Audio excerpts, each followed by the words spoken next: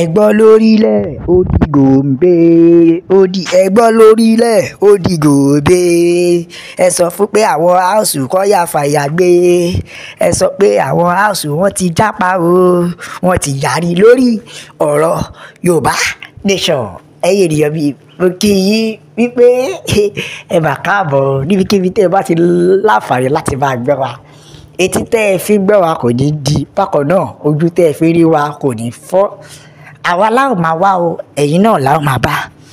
ikú báyìí kò ní wá gbéṣe lọ́la ṣe èdùà ẹ̀rí pòní ni mo fi wọlé ṣẹ́rí ìgbà míì inú mi kàn máa ń dádùn ní tí bá ti rí ìròyìn tó jẹ́ wípé ó pani lẹ́rìn ìròyìn yìí ká má pọ̀ ó pani lẹ́rìn lóòótọ́ so àṣẹ òye tó kan aláwò ó ń bọ̀ wá kan ẹ̀dẹ̀ ó ti kàn àwọn náà báyìí ní báyìí ó ti kàn àwọn wo ni àwọn madam àwọn mr wa senator ni o ìròyìn ayọ̀ rèé o àwọn senator ti yarí pé kí wọ́n pín nàìjíríà ṣẹ́rí bó ti di gòbí báyìí àbí ṣẹ́rí pé tẹ́lẹ̀tẹ́lẹ̀ kíní ẹyẹlé ló bá wọn tàn sí ẹdìyẹ ló bá wọn tàn bẹ́ẹ̀ nísìnyí ẹyẹlé ti bá wọn dá sí ó ti di gòbé ẹyẹlé ló ń tàn tẹ́lẹ̀ ẹdìyẹ náà ti dá sí báyìí ẹ jẹ́ kí n sáré gbé yín débẹ̀ ní ẹ̀yin ènìyàn mi ǹjẹ́ ẹ ti gbọ́ pé kíni pé àwọn sẹ́nitọ̀ wọ́n ti yarí ní House of Reps ó ti di gòbé ó ti o ẹ jẹ́ sọ fún yín o ẹ̀yin ènìyàn mi ǹjẹ́ ẹ ti gbọ́ wípé àwọn House of Reps ó ti dàrú o House of Reps ti di kíni ó ti di gòbé ó ti di yam pepper skataskata iṣu ata yànyàn ni o débi wípé ó ti di pé mi ò ń ṣẹgbẹ́ mi tó bá ṣe kọjá yẹ màá mú gbajúkò ẹ́ now àwọn sẹ́nitọ̀ ti yarí o wọ́n ti call for break up àṣé last na everybody go chop breakfast àṣé wọ́n parọ́ now wọ́n ti call for break up kò ń ṣe break up breakfast nìkan ẹ wá gbọ́ láti ẹnu àwọn House of Assembly ni wọ́n ìjà yìí ti ṣẹlẹ̀ wọ́n ti ṣe meeting títí láti lè rí i pé wọ́n dẹ́kun àbí kí ọ̀wọ́n gógó oúnjẹ yìí kó lọlẹ̀ wọ́n ṣe meeting títí kò yọrí sí ire o débi pé wọ́n tún ṣe meeting títí pé kí ọ̀wọ́n oúnjẹ yìí kó di ọ̀pọ̀ kó jáde but wọn ò rí ṣe àti pé wọ́n tún ṣe meeting láti lè rí i pé gbogbo gbèsè táwọn ti jẹ gbogbo gbèsè tó wà ńlẹ̀ gbogbo gbèsè tó jẹ láti lè san padà ṣùgbọ́n ṣe mọ̀ pé F9 ni meeting yẹn ò bọ́ sí kò lè bọ́ sí tọ́kọ́ Ọlọ́run gan ò lọ́wọ́ sí bẹ́ẹ̀ ni na ìdí tí yóò fi lè bọ́ sí nìyẹn Ọlọ́run ò lọ́wọ́ sí Ọlọ́run ti fẹ́ kí oníkálukú ó lọ lọ́tọ̀ọ̀tọ̀ ni Ọlọ́run gan ò ṣe lọ́wọ́ sí so kò sí bó ṣe lè ṣe gbogbo ètò kó lè bọ́ sí gbogbo gbèsè tó ń jẹ láti lè pé wọ́n san padà ṣùgbọ́n wọn ò rí ṣe but now ó ti wá ṣe kí ni ó ti kọjá bẹ́ẹ̀ now ó ti kọjá pé à ń jókòó ṣe meeting ó ti kọjá wípé ká settle ẹ̀ amicably bí kò ṣe pé ó ti di kóníkálukú ó pín ó ti di pé kóníkálukú kó lọ ní ọ̀tọ̀ọ̀tọ̀ ó ti di pé kóníkálukú kó kẹ́kọ̀ọ́ ẹ̀ dání ọ̀fọ́n ti tọ̀ sí gbẹ̀gìrì báyìí bí àwọn Yíbò ṣe ń pariwo òmìnira la fẹ́ bẹ́ẹ̀ ni àwa Yorùbá pariwo Yorùbá Nation la fẹ́ ẹ má gbàgbé àwọn Haúsá náà ti gbé bọ́dì náà wọ́n ti ṣe kíni wọ́n ti pariwo òmìnira la fẹ́ now wọ́n ti pera wọn jọ o kódà wọ́n ti call fún break up they've called for break up nítorí pé àwọn Fúlàní àwọn èèyàn làwọn ò ní gbà bákan náà àwa Yorùbá Nation náà àwa náà yarí pé a ò ní gbà àwọn Haúsá náà wọ́n yarí pé àwọn ò ní gbà kò wá sí ẹni tó fẹ́ gbà fún ara wọn kò sí ẹni tó fẹ́ fúnra wọn ní àyè ló ṣe wá di pé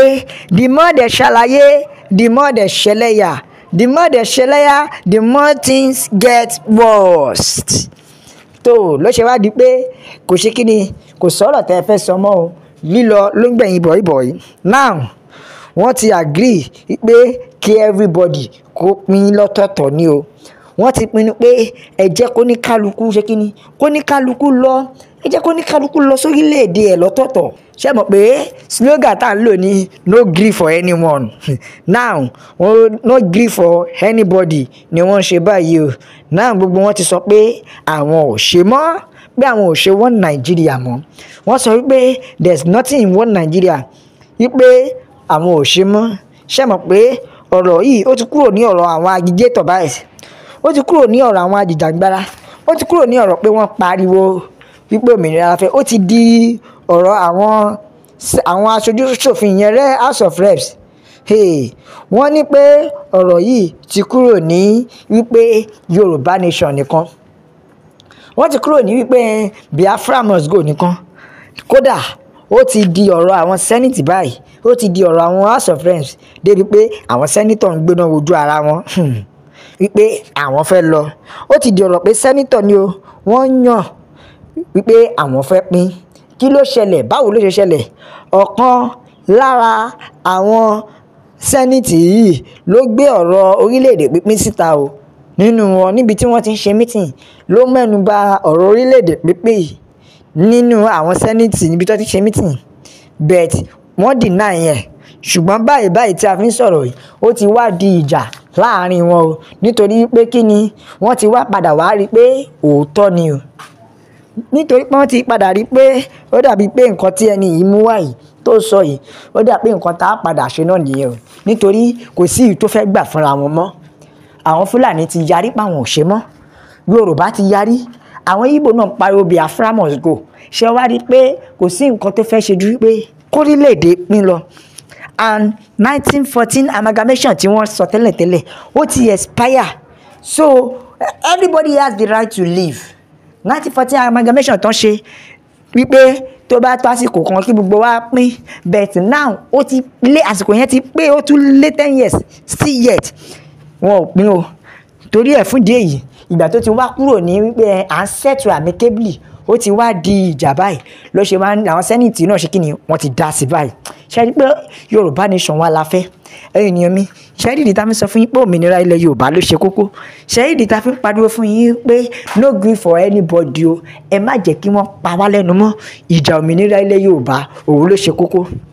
Ẹ wo, ẹ dákun ẹ bá wa share káàkiri, ẹ jẹ́ kó lọ viral, ẹ jẹ́ káwọn ènìyàn mọ̀ pé Yorùbá nation náà ni, no retreat, no surrender. Ẹ jẹ́ káwọn ènìyàn mọ̀ wípé Yorùbá la fẹ́, òmìnira wa la fẹ́. Tó bá jẹ́ ìgbà àkọ́kọ́ rẹ̀ rè tó ṣẹ̀ṣẹ̀ ń darapọ̀ ni, tàbí o ti máa ń gbọ́ wa tẹ́lẹ̀, ẹ dákun ẹ bá wa share, ẹ like, ẹ subscribe, ẹ follow. Ẹ jẹ́ káwọn èèyàn mọ̀ pé Yorùbá nation òun ló lè ṣe. To my people, ẹ wo, a ó máa fi èyí ṣe ìdágbére nítorí pé kí ni, àgbẹ̀ ò ní roko títí kó gbàgbé ilé. Unto this matter next time, my people, nítorí wípé as far as this country dey concern you, na Yorùbá nation we want. No retreat, no surrender. La fi sọ pé ó dàbọ̀.